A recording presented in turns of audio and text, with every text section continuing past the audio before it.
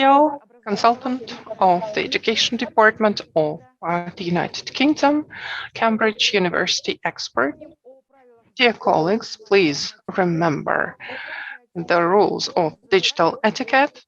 You can ask questions to our speakers in the chat, and I wish you fruitful work. What are the skills and competences that are required for proper digital interaction between students? Mark, the floor is yours.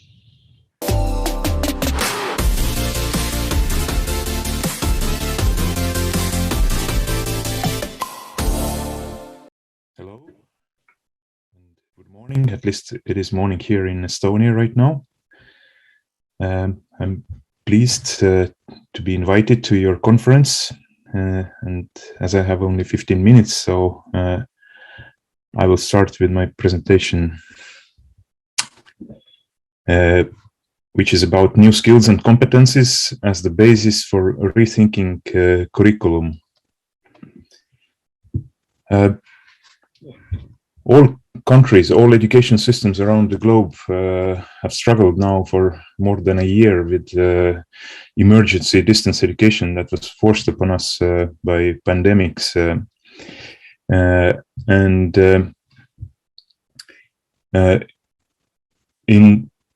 In this new situation, the teacher's primary focus when switching to distance education was to deliver knowledge to students, and the same happened in Estonia. And I think in that we forgot that the general aim of education is much broader. Lam has stated the three different meta aims of education: individuation, or sometimes it's also called individualization or subjectification, which means becoming a self-aware, self-actualized person.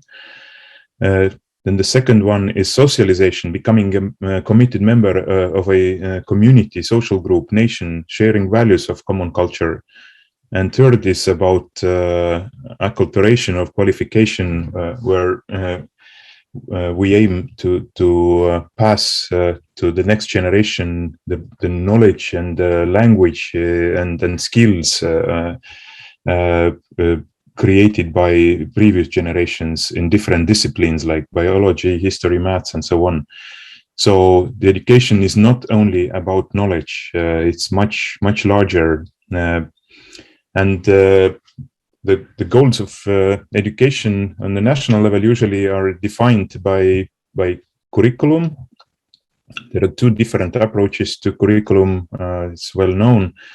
In continental Europe, we have had for centuries more this kind of approach where curriculum defines what the teachers should teach, basically the topics that should be covered, while in Anglo-American tradition, the focus has been more on the performance of students at the end of the study. It means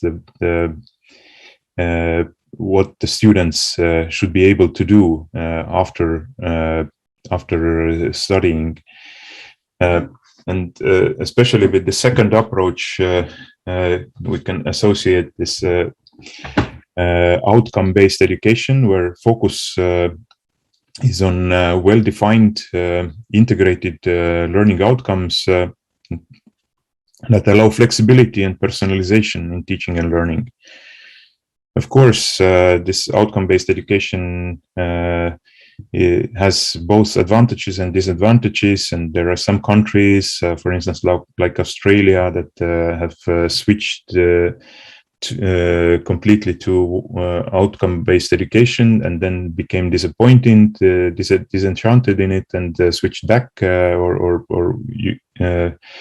are now mixing this approach with some others.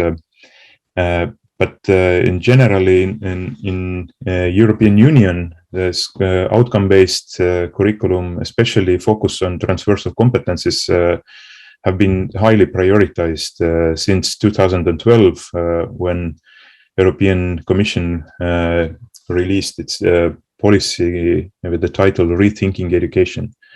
So the main transversal competences that have been targeted by all European countries now are related especially with IT, digital competence, entrepreneurship, entrepreneurial competence, but also recognition of these competences and qualifications and skills across all European countries, which have very different educational systems, curricula, and traditions. So, what is competence? European Association of Vocational Education, CDFOP, has defined it as ability to apply what has been learned adequately in defined context. In most of the cases, it's a job context or workplace context, but it's very important that competencies are defined very contextually, so the competencies cannot be abstract. Some part of education can be abstract, but competencies have to be already applied in very specific context. And competence is not just knowledge and skills and attitudes, as often it has been referred to. But it's more ability to get the things done. For instance, a person who has knowledge and he has passed all the tests of knowledge very well might not be able to use this knowledge to solve a task in specific workplace context. It's possible.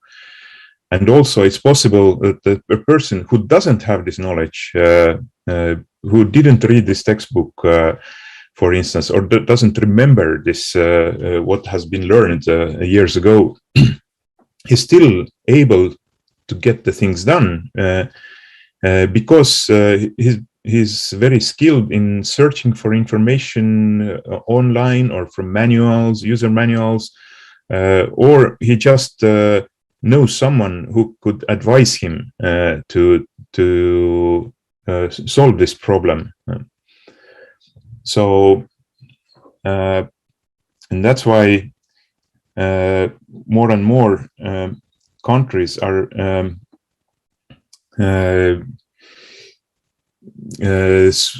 switching away from this test-based, standardized test-based measuring of educational outcomes towards more authentic and contextualized ways of measuring the competencies. So it's easy to measure knowledge and test the knowledge with standardized tests, but usually it doesn't guarantee that the person actually knows how to use this knowledge in specific context. So that's why the switch from knowledge to competence is really important in education. So how to deal with competencies in curriculum design? The first, we need to model the competence. We need to define that what are the components, the dimensions of the competence. So the best example here in European Union has been the language competence. It's very well modeled, theoretically very sound model that breaks language competence into 4 sub-competencies: talking, listening, reading, and writing, and sets indicators and levels to these indicators very clearly, so that we can use it for all languages in a similar manner in Europe.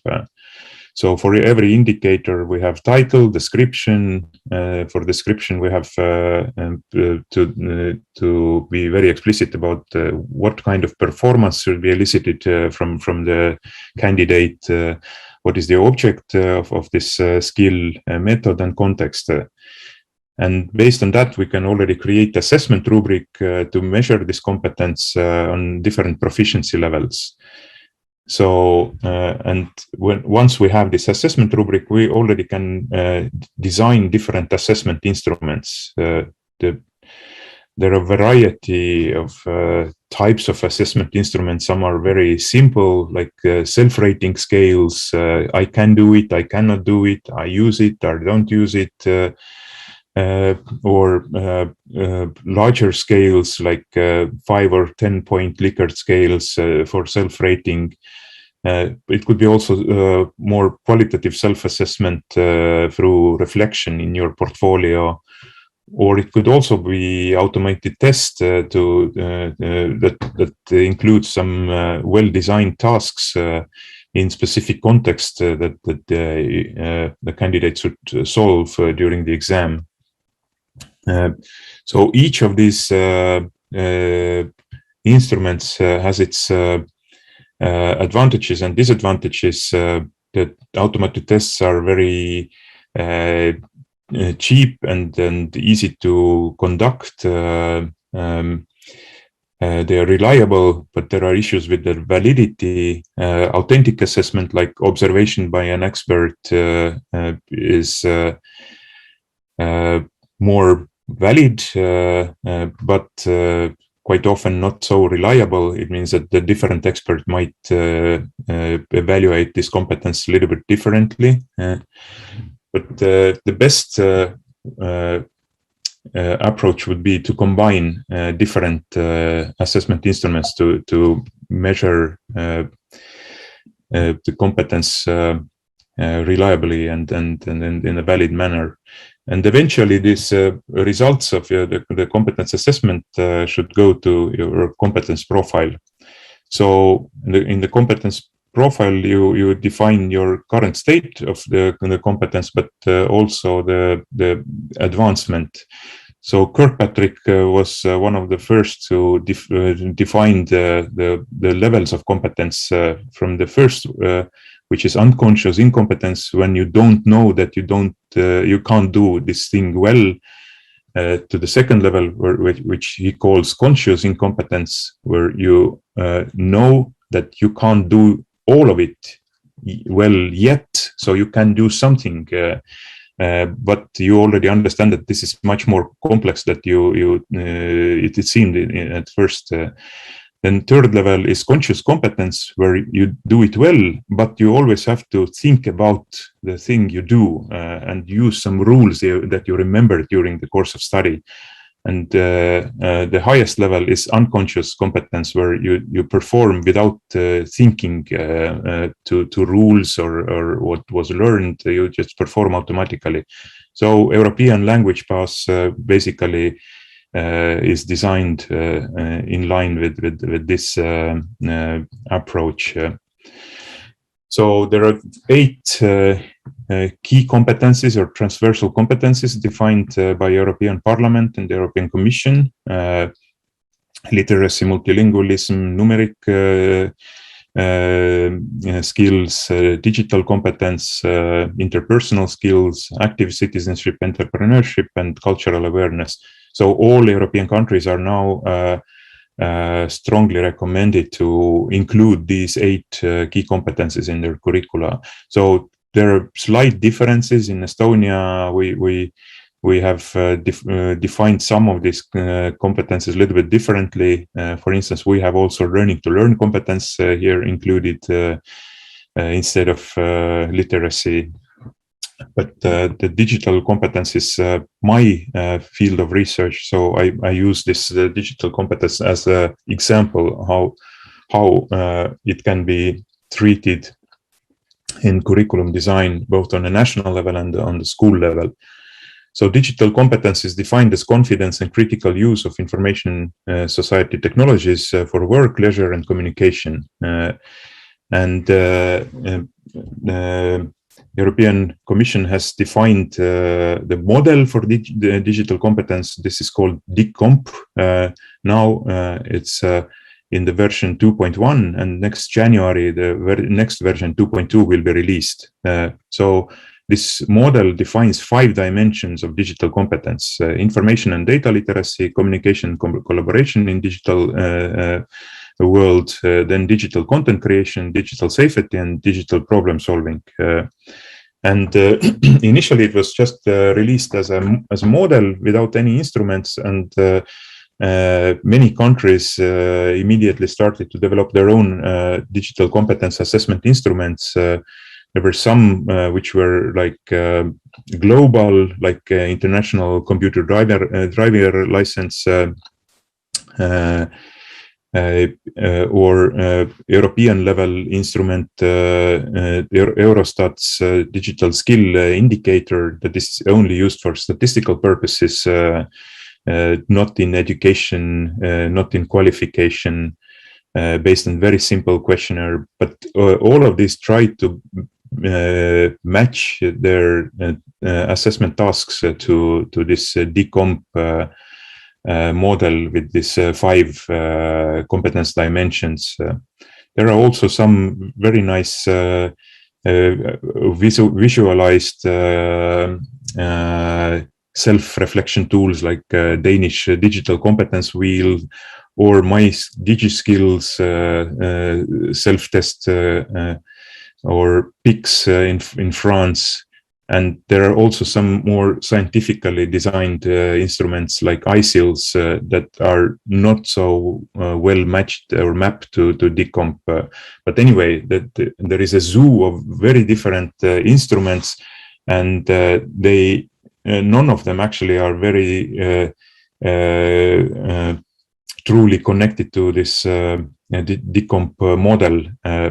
But the work goes on, and the European Commission plans to release the next year also some tools that are better compliant with DCOMP, and then translate them to all languages of European Union and make it publicly accessible by all citizens, qualification authorities around the European Union. So this is the way we use this the digital competence model and instruments, but immediately we face the pressure from different interest groups in society that are trying to expand this model.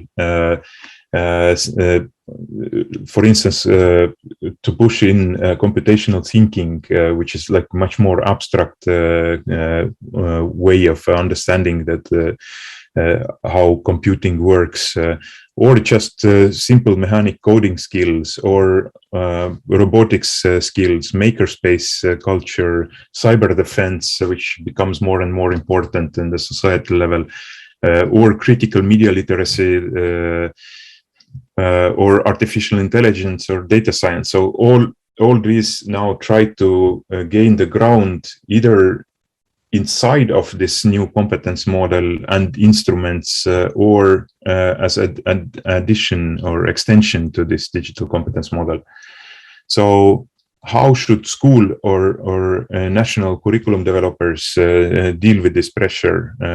One way is to try to update very frequently learning outcomes in the curriculum that are associated to this competence, transversal competence, for instance, digital competence, or like we have done in Estonia, we have one official curriculum, and then we have in parallel some semi-official curriculum which changes very rapidly. And in the semi-official, fast-changing extension of the national curriculum, we include all these new topics which are not compulsory for schools, only used by these schools and teachers who are ready for that and interested in this. The third strategy would be to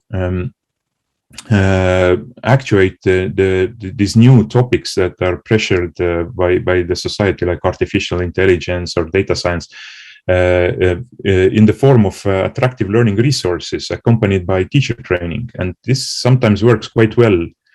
But you can also do it through assessment instruments. You only deliver very useful assessment instruments, and through assessment, the teachers start to prepare students for this assessment, and they already grasp these new topics and integrate them into their teaching and learning. And the last one would be just to leave it outside of the formal curriculum to be taken care by enthusiasts in non-formal education, like coding clubs and all these extracurricular activities. So this was it from my side. Thank you for listening. If you have any questions, I would be happy to respond.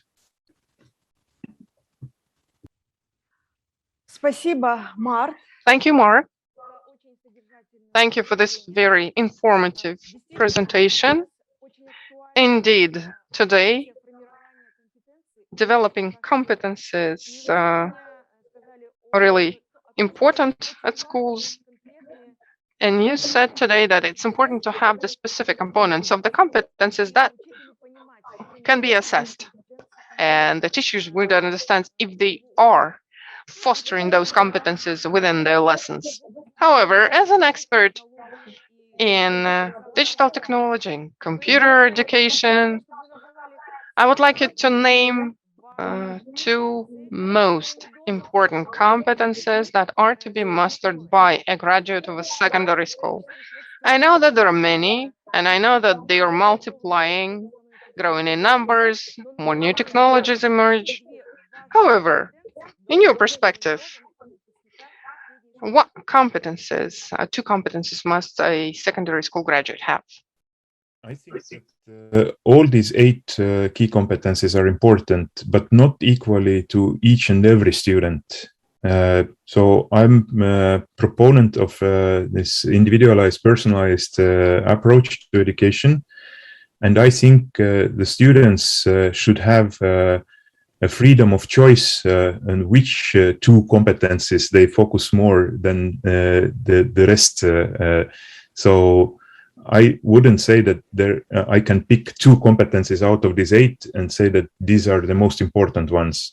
But personally, also, I believe that if you have this learning to learn competence and digital competence, then these will help you to gain all the other competencies more easily.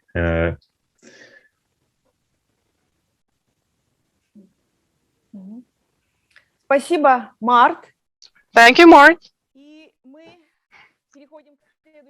And let us switch to our next speaker. This would be Zhuldas. Zhuldas Smagulova, please share the findings of your research, what's important for the social adaptation of children in multilingual environment. Thank you so much. I cannot start my video because I have been blocked from streaming my video. Now I do have. Thank you.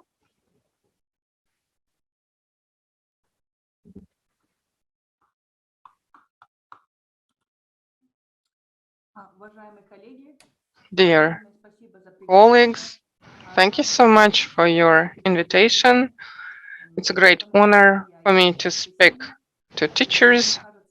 I'm from the family of teachers, and if we have someone in the society we must bow to all the time and bend our knee for, those are teachers. Today I'm talking about the reading literacy or the successful socialization in multilingual environment. I'm a social linguist. I'm not a specialist in literacy or reading literacy. I'll tell you about the social context of literacy evolution from the point of view of a social linguist and based on my experience of teaching academic writing in English for non-English speakers. So the issue is, you have seen those numbers. I guess that Kazakhstan is considered a country with a high level of literacy. Back in 2018, it was like 1999.8. I think it's the Soviet heritage. According to the last census, almost 100% of the population can read and write. Still, when conducting PISA, when we found out that we are ranked at the bottom, and PISA showed a huge socioeconomic gap, socioeconomic divide along two main categories, which is language and rural-urban. And the question here is, for anybody who wants to do a research in this area, for anybody who works in our educational policy, how can we improve this system? What are the factors impacting literacy? Why do we see this divide? What are the impeding factors for literacy, including in our multilingual environment? And how do you improve the basic literacy of children for their further success in life and school? Mark just said that in Europe, there are 8 competencies, and one of them is the literacy. And I would like to speak about the reading literacy today. Before I present my findings and my conclusions, let me give you some background to show the diversity of perspectives on literacy. There are various ideas of literacy, literacy as education and extensive reading. When we say a literate person, we kind of substitute the meanings. We understand a literate person as the one who has read a lot. Secondly, we define a literate person as the one who can write accurately.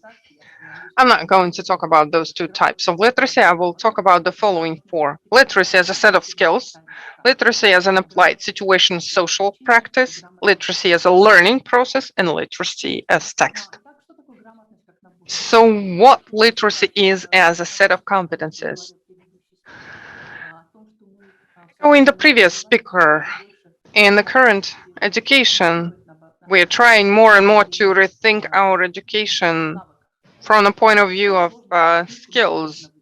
So what the graduates will be able to do when they are graduating.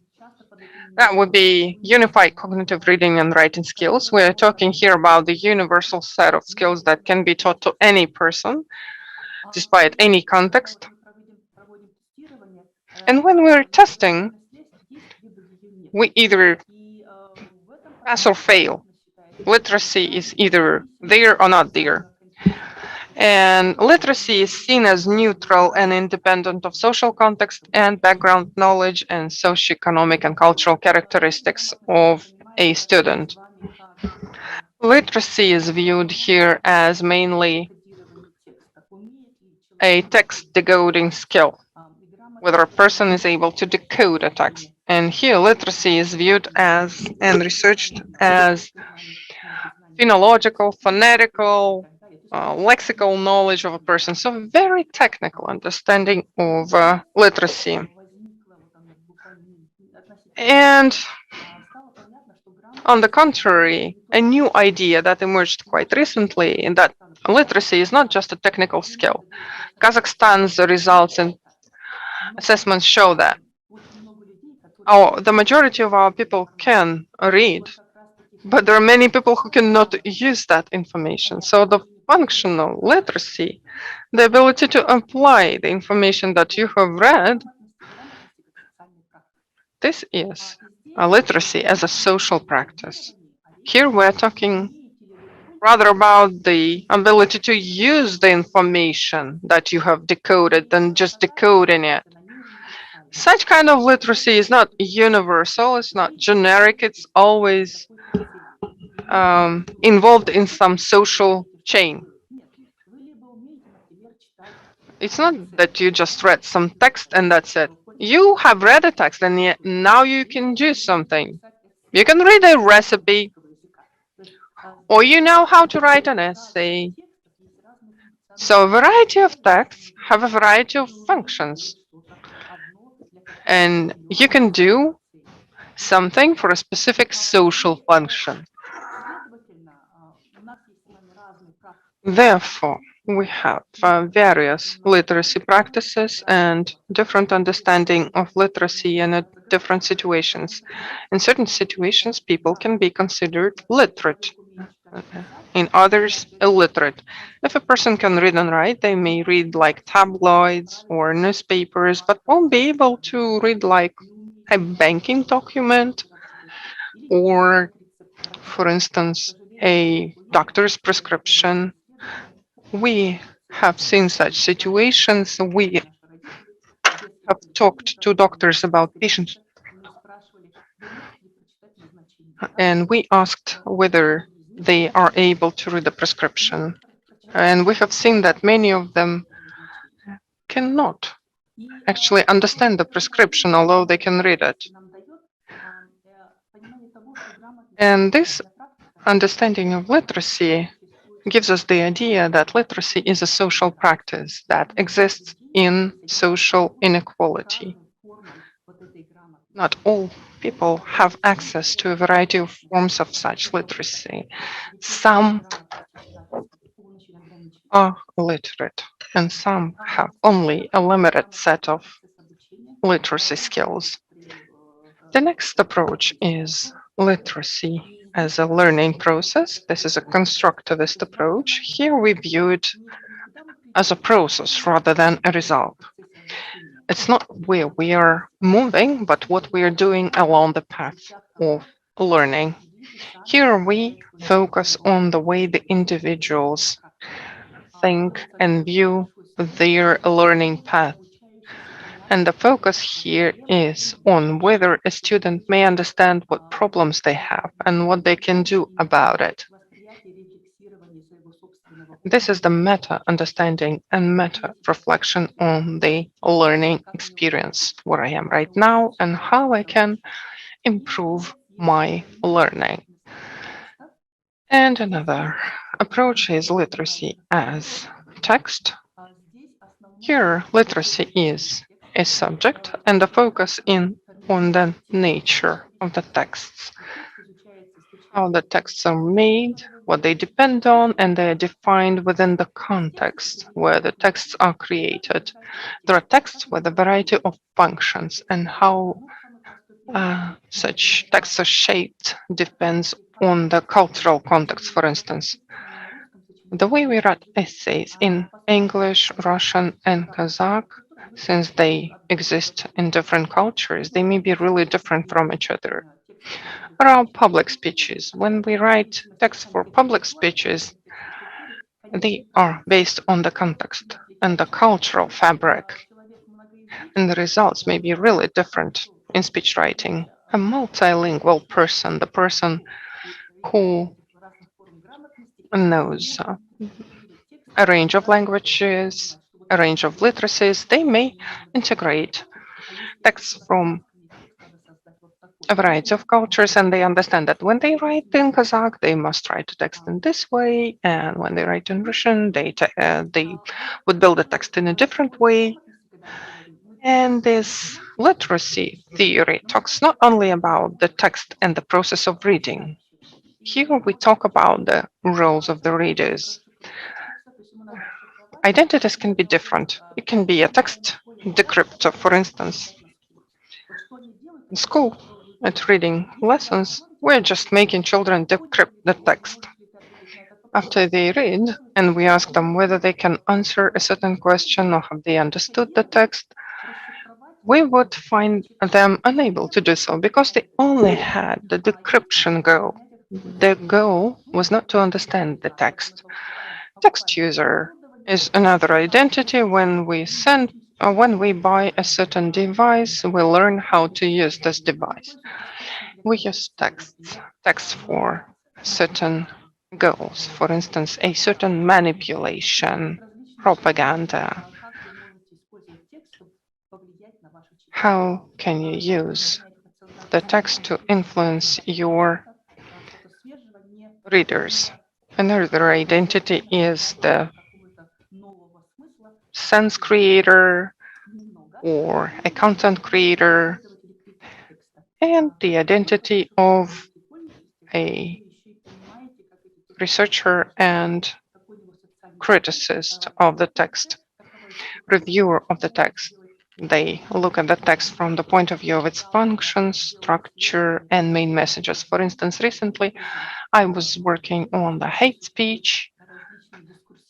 I have looked at the discourse tools to build up hate, to translate hate via text and social media. As you can see, that all evolved into understanding literacy in the following way: from a characteristic of an educated civilized person to a technocratic understanding of literacy as of the set of functional skills that are required by a modern person in the modern labor market to function in the current globalized technocratic society. You need to somehow be able to use this text to apply a variety of types of text. Today, I would like to only talk about functional literacy.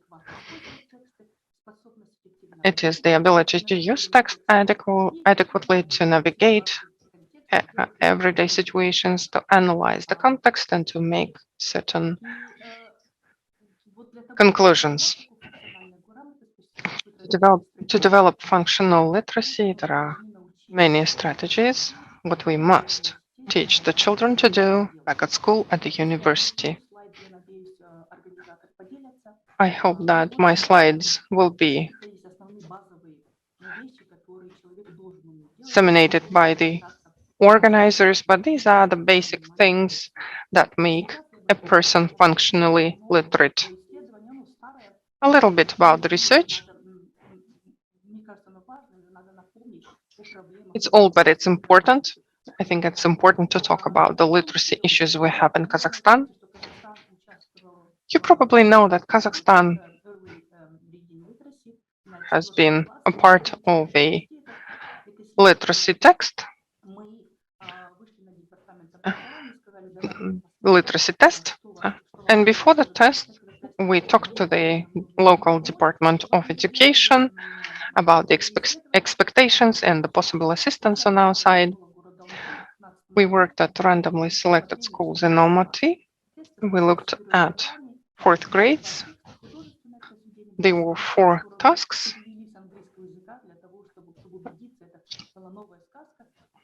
A fairy tale in English, and we made sure the tale was new for the readers. We took the text from an academic source, and we asked the testees to express their opinion, provide their arguments. There was a task for reading comprehension and making straightforward inferences, demonstrating functional literacy, ability to read a map, and logical reasoning skills. What we have found out is that the learning and family languages often coincide in those who study at Russian language schools.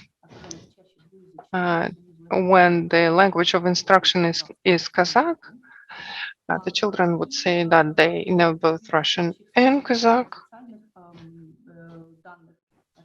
And as for other social data, 1/3 of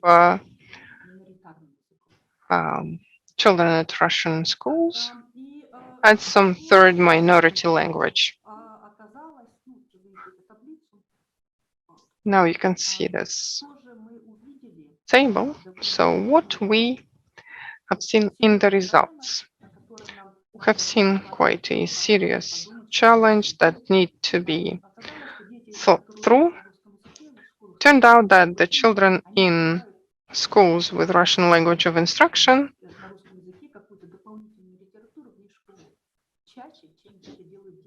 they read more additional literature than children at Kazakh schools. Sometimes they have to read some literature in Russian and they miss some information that would be available for them in their mother tongue. So we worked on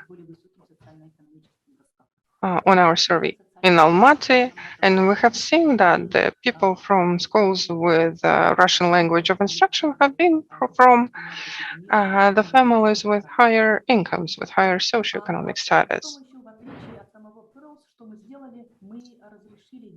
Another thing that we did, which is different from Pearls itself, we did not set any time limits. And we have seen that children from Kazakh schools have spent more time, but they had worse results. I guess I am behind the schedule, so let me go straight to the conclusions. We have seen a great divide in reading literacy, and we understand that it's a socioeconomic problem rather than the school problem. And we have seen unequal language competencies. So what we recommend is to revise the current reading literacy curriculum and focus on transferable skills. So there are basic reading skills that can be transferred to some new language. If there is a trilingual language at school, there must be transferable skills. We must focus on vocabulary enhancement. To enhance multilingual literacy, you must have a good dictionary, and that must be one of the priority areas for working. And there must be, we should consider the introduction of literacy specialists, literacy teachers who know what are multilingual approaches to literacy, for instance, translanguage. And another thing to consider is transition to the so-called transition programs, implementation of transition programs. We have talked to teachers from schools with different languages of instruction, and there must be some development support models or programs when people transition from L1 to L2 gradually. Or as in European or US schools, there are some support programs for those for whom the language of instruction is not their mother tongue. We need to work on supporting the children from vulnerable groups, and there must be some social campaign to make reading prestigious. Thank you so much. Thank you, Zoldas. Indeed, language is multifunctional. First of all, it's the cognition, regulation, communication, and just being able to read and write properly. It's only just the first level of literacy. And today, indeed, you have shown that apart from this basic literacy, there are some other types of literacy that must be focused on. You know that starting 2016, there is new content of education that has been implemented, and the developers have taken that into account in developing new school curricula. And today, language curricula are aimed at developing 4 sub-competencies in language competencies, and the focus is on the ability to use language in a variety of situations. You're planning for new researches of the kind for those who work under this new curriculum. We would love to see if there are any results.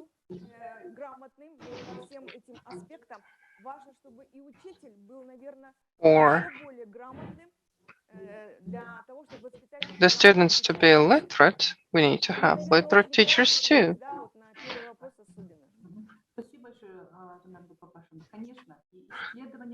Thank you, Жанар. If we have a permission to conduct our research at schools, we would love to. I see updates in the regulations, but I see some discrepancies between the three languages. And we will do our best to conduct this research. We need to check and survey the teachers, check out their classroom practices and their approaches to multilingual environments, how they teach literacy in classrooms. There are some implicit dialogues, what they do in practice, and we must look at both implicit and explicit practices. This year, my team has been joined by a literacy specialist who works on quantitative methodologies, and we would love to conduct a research of mastering the second skill, foreign language learning. I wish you all success, because theoretical curriculum is one thing and the explicit curriculum implemented by the teacher is another thing, and the third thing is actually the children's achievements. Steve, unfortunately online, but it's also good. Why should we approach curriculum as a narrative? Over to you, Steve.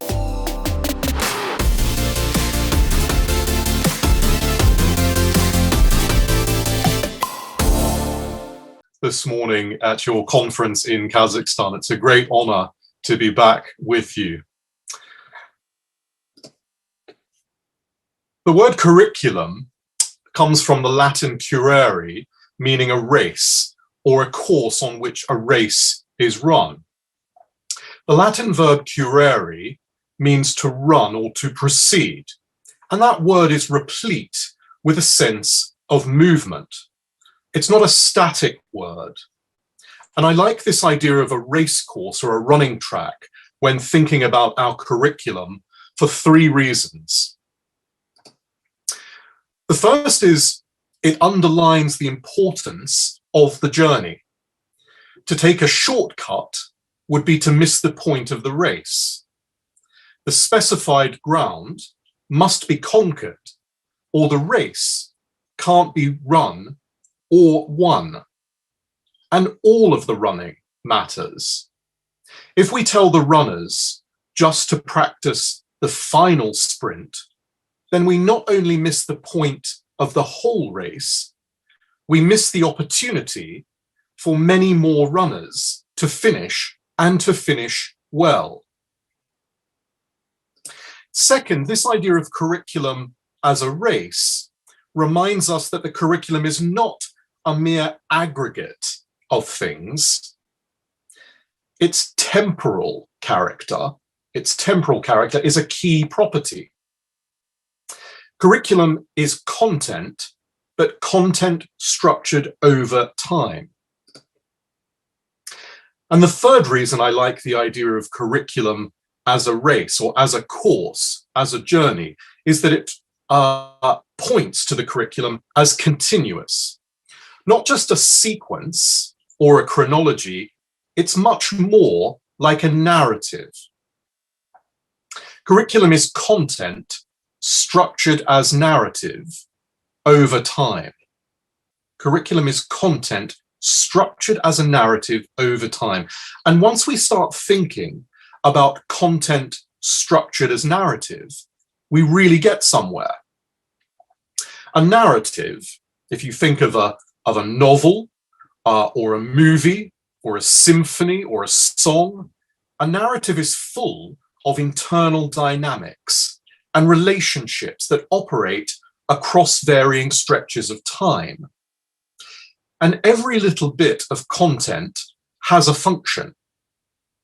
That little event early in the novel does a very neat job, not only of making the early story work, but also of giving the reader's memory so that much later, that event resonates in a very satisfying resolution or in a new twist that puzzles.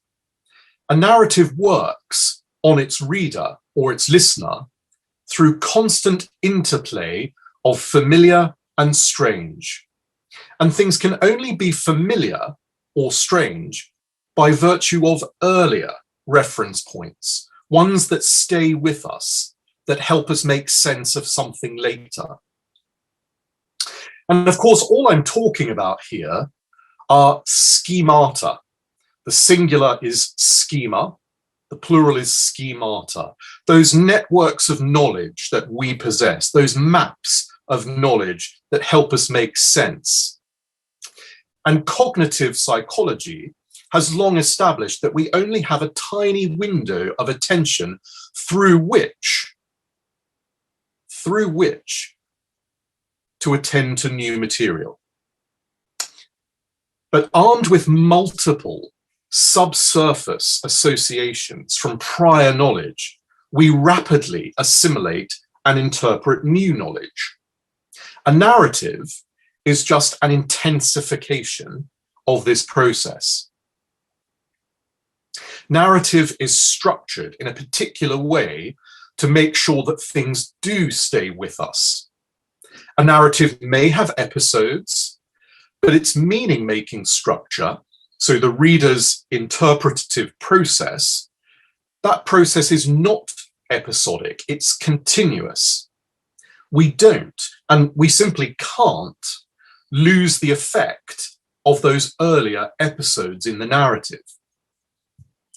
To put it another way, knowledge is fertile, knowledge is generative and highly transferable. Our knowledge is carried by the narrative and it performs functions that we can't always see.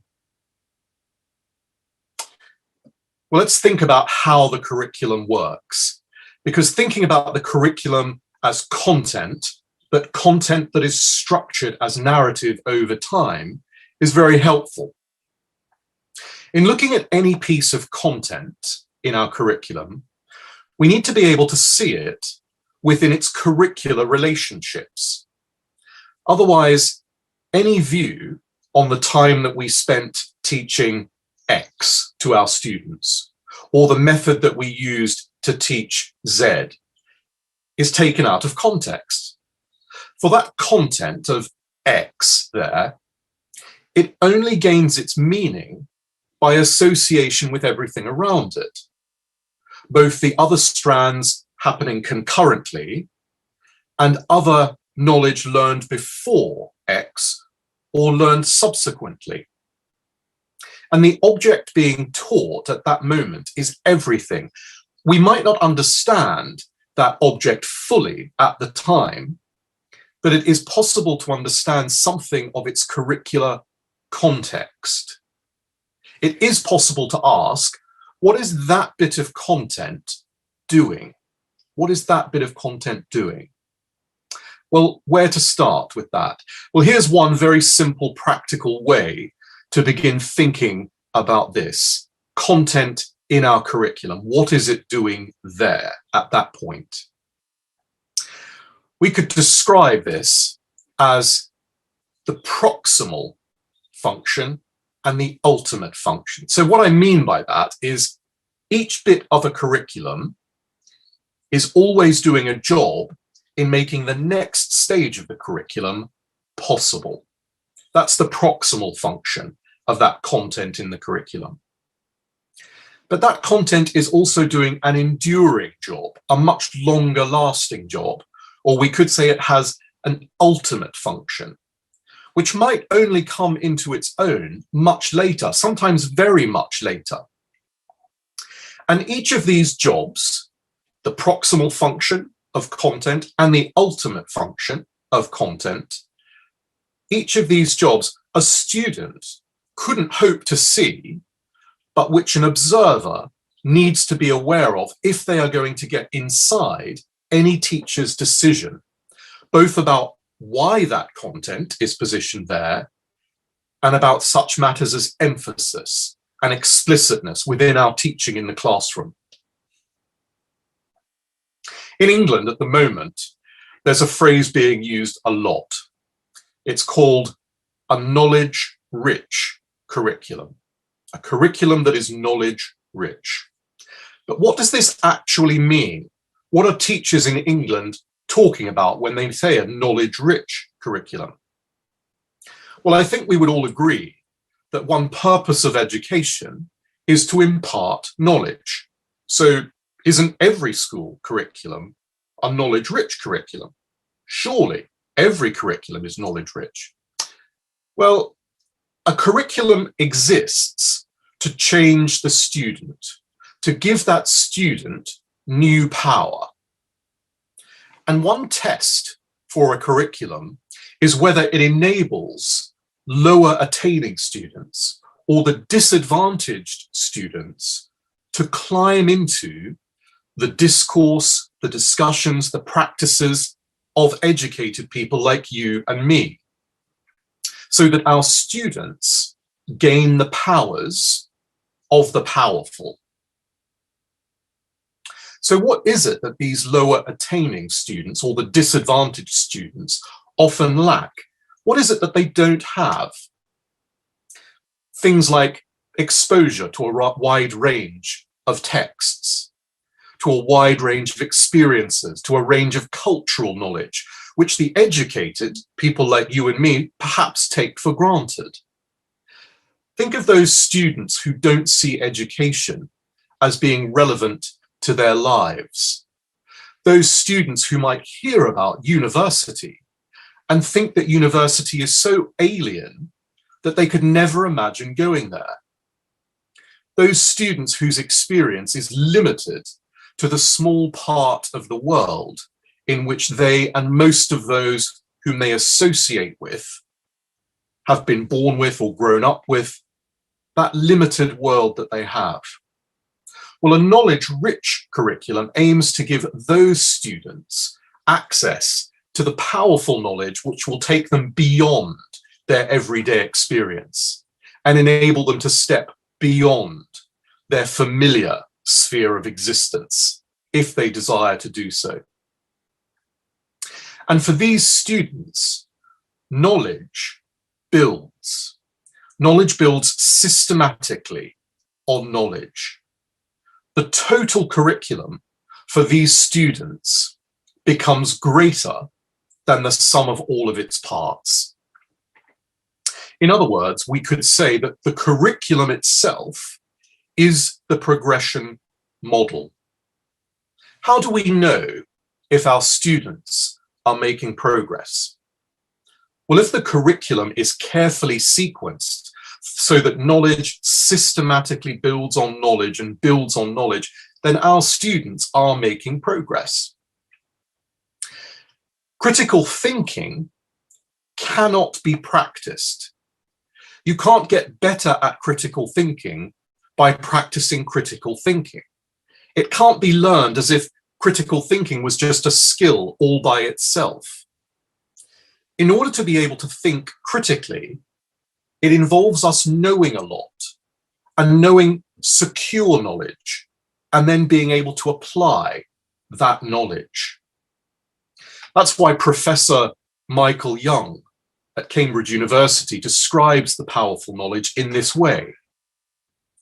Professor Young says, powerful knowledge refers to what the knowledge can do or what intellectual power it gives to those who have access to it.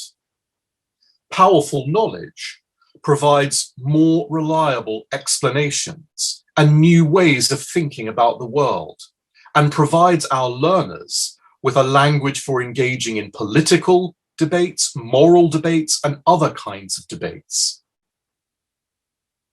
So what then is a knowledge-rich curriculum? And what do we mean by knowledge? Is it just another way of saying facts? That knowledge-rich is just learning facts? No, this could not be further from the truth. And let me illustrate with a few examples. Example number one. I know that Nur-Sultan is the capital of Kazakhstan. So I've memorized a fact. Example number two. I know how to dance a waltz. I know how to dance a waltz. Well, that means I've practiced something until I can do it confidently. Or example number three. I know why the Soviet Union collapsed. Well, that means I understand a collection of facts and what links them together. Or my fourth example, I know the story of Romeo and Juliet, meaning I've paid close attention to something and I'm very familiar with it. But what then is the purpose of education? Well, education has many purposes. A few examples might be to enable our students to achieve success in an exam, or to open doors to fulfilling future careers, or to inspire a passion for lifelong learning, or to develop tomorrow's responsible citizens, or to give our students the skills that they need to succeed in the 21st century world, or to develop a deep understanding of the world in which we live and how to relate to that world. Well, you might feel that some of those functions of education are more important than others, and I certainly do. But whatever you view as the primary purposes of education, I hope that you will see that a knowledge-rich curriculum, a curriculum where the content is intentionally structured in such a way that it helps students make a bigger sense of what the curriculum is about, that will go a long way to ensuring that these are fulfilled for all of our students. And in particular, that we will fulfill that for the most disadvantaged of our students. Thank you very much for your time this morning. Thank you, Jean. Steve, thank you. And what is the role of the teacher in the curriculum as a narrative? What is the role of the teacher? Is that your question? Yep. What is the role of the teacher? So I would say in a knowledge-rich curriculum, the role of the teacher is to structure the curriculum in a way that the teacher can see where the curriculum is going. The children, the students can't yet see where it's going. So in order to be able to do that next term or next year, the teacher knows that the students need to be very secure in that. If the teacher is not ensuring that the children are secure in that, then the teacher can't be sure that the children will be able to do that later on. Steve, thank you for your presentation and deep ideas. Good luck. Thank you very much, Anna. Lovely to see you again. Благодарю всех спикеров за участие. I would like to thank all of the speakers for the participation in this session, and I wish you to prosper. We will be working for 2 consecutive days. This afternoon there will be sessions, and tomorrow for the whole day. And I'm sure that you will hear a lot of very important ideas, insights. You will network, and in case you want to dive into a certain aspect, you will find our speakers online. They have their own blogs, they publish, they speak. So I would like to wish everyone good luck and thank you for being with us.